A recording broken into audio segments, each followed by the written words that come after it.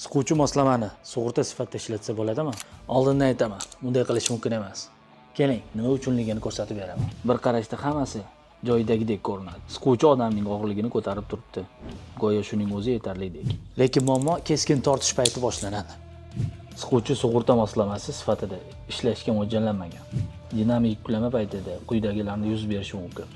Arqon bo'ylab sirpanib ketishi, arqon qobig'ining shikastlanishi, tishli mexanizmning nazoratsiz ishlashi. Siquvchi bu tushishni to'xtatish uchun emas, balki yuqoriga ko'tarilish uchun. U faqat quyidagi hollarda barqaror ishlaydi. To'g'ri yuklama ostida, o'q yo'nalishi bo'yicha, keskin tortishlarsiz. N12841B turi standartiga ko'ra, siquvchilar yig'ilishi sug'urtalash emas, balki arqonda ishlash uchun mo'ljallangan.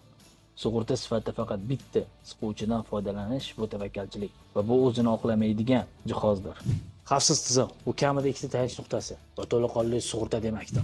Siquvchi esa shunchaki yordamchi vosita. Qulashni to'xtatish uchun standartlarga mos ravishda to'g'ri keladigan Petzl asab tizimidan foydalanishni tavsiya qilamiz. Izohlarda yana qaysi xatoni ko'rib chiqishni ayting va to'g'ri jihoz ishlashni esdan chiqarmang.